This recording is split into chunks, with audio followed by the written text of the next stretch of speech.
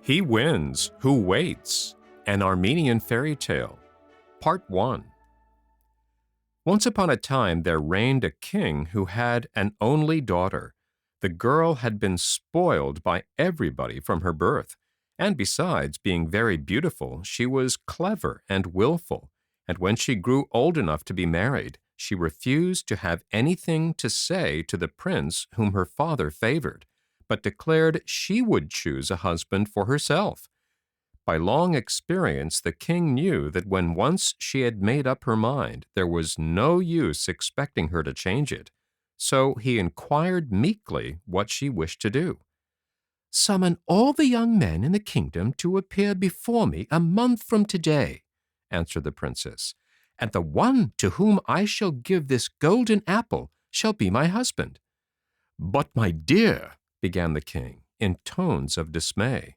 "The one to whom I shall give this golden apple shall be my husband," repeated the princess in a louder voice than before, and the king understood the signal, and with a sigh he proceeded to do her bidding. The young men arrived, tall and short, dark and fair, rich and poor. They stood in rows in the great courtyard in front of the palace, and the princess, clad in robes of green with a golden veil flowing behind her, passed before them all, holding the apple. Once or twice she stopped and hesitated, but in the end she always passed on, till she came to a youth near the end of the last row. There was nothing especially remarkable about him, the bystanders thought, nothing that was likely to take a girl's fancy. 100 others were handsomer, and all wore finer clothes, but he met the princess's eye frankly and with a smile, and she smiled too, and held out the apple. "There is some mistake," cried the king, who had anxiously watched her progress and hoped that none of the candidates would please her. "It is impossible that she can wish to marry the son of a poor widow who has not a farthing in the world. Tell her that I will not hear of it, and that she must go through the rows again and fix upon someone else." And the princess went through the rows a second time, and a third time, and on each occasion she gave the apple to the widow's son. "Well, marry him if you will," exclaimed the angry king, "but at least you shall not stay here." And the princess answered nothing, but threw up her head, and taking the widow's son by the hand, they left the castle. That evening they were married, and after the big ceremony went back to the house of the bridegroom's mother, which, in the eyes of the princess, did not look much bigger than a hen coop. The old woman was not at all pleased when her son entered bringing his bride with him. "As if we were not poor enough before," grumbled she. "I dare say this is some fine lady who can do nothing to earn her living." But the princess stroked her arm and said softly, "Do not be vexed, dear mother. I am a famous spinner, and can sit at my wheel all day without breaking a thread." And she kept her word, but in spite of the efforts of all three, they became poorer and poorer, and at the end of 6 months it was agreed that the husband should go to the neighboring town to get work. Here he met a merchant who was about to start on a long journey with a train of camels laden with goods of all sorts, and needed a man to help him. The widow's son begged that he would take him as a servant, and to this the merchant assented, giving him his whole year's salary beforehand. The young man returned home with the news, and the next day bade farewell to his mother and his wife, who were very sad at parting from him. "Do not forget me while you are absent," whispered the princess as she flung her arms round his neck. "And as you pass by the well which lies near the city gate, stop and greet the old man you will find sitting there. Kiss his hand, and then ask him what counsel he can give you for your journey."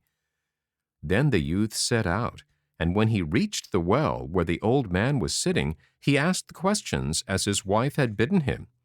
"My son," replied the old man, "you have done well to come to me, and in return remember 3 things. She whom the heart loves is ever the most beautiful. Patience is the first step on the road to happiness. He wins who waits." The young man thanked him and went on his way. Next morning early the caravan set out, and before sunset it had arrived at the first halting place round some wells, where another company of merchants had already encamped. But no rain had fallen for a long while in that rocky country, and both men and beasts were parched with thirst.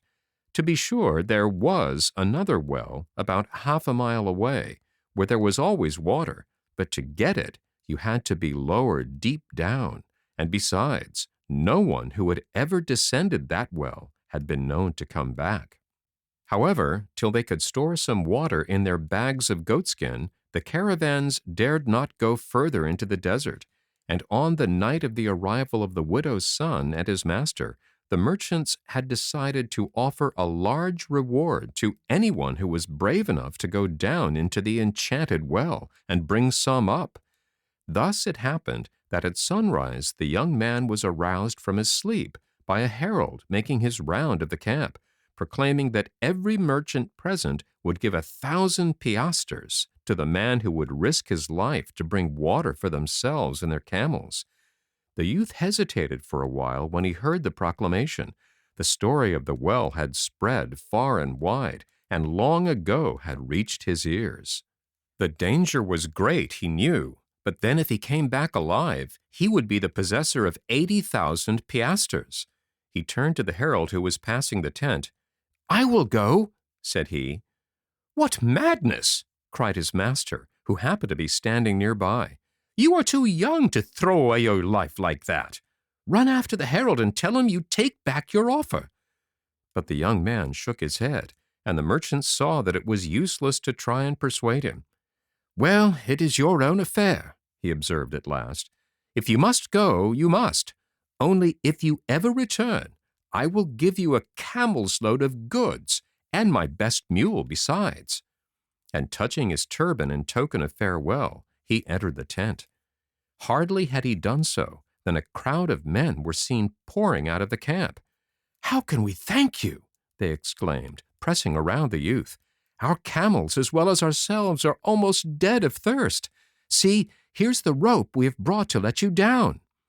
"Come then," answered the youth, and they all set out.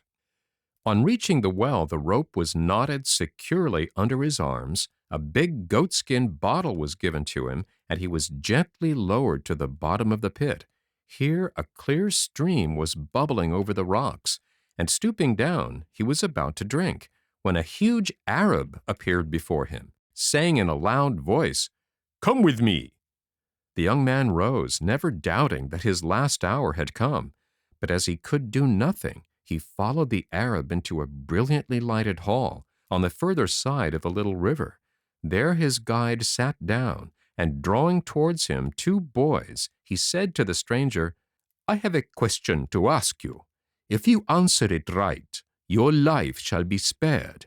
If not, your head will be forfeit, as the head of many another has been before you. Tell me, which of my 2 children do I think the handsomer?" The question did not seem a hard one, for while one boy was as beautiful a child as ever was seen, his brother was ugly. But just as the youth was going to speak, the old man's counsel flashed into the youth's mind, and he replied hastily, "The one whom we love best is always the handsomest." "You have saved me," cried the Arab, rising quickly from his seat and pressing the young man in his arms. "Ah, if you could only guess what I have suffered from the stupidity of all the people to whom I have put that question, and I was condemned by a wicked genius to remain here until it was answered. But what brought you to this place, and how can I reward you for what you have done for me?" "By helping me to draw enough water for my caravan of 80 merchants and their camels, who are dying for want of it," replied the youth. "That is easily done," said the Arab. "Take these 3 apples, and when you have filled your skin and are ready to be drawn up, lay one of them on the ground, halfway to the earth, let fall another, and at the top drop the 3rd. If you follow my directions, no harm will happen to you. And take besides these 3 pomegranates, green, red, and white. One day you will find a use for them." The young man did as he was told and stepped out on the rocky waste where the merchants were anxiously awaiting him. Oh, how thirsty they all were! But even after the camels had drunk, the skin seemed as full as ever. Full of gratitude for their deliverance, the merchants pressed the money into his hands, while his own master bade him choose what goods he liked and a mule to carry them. End of part 1.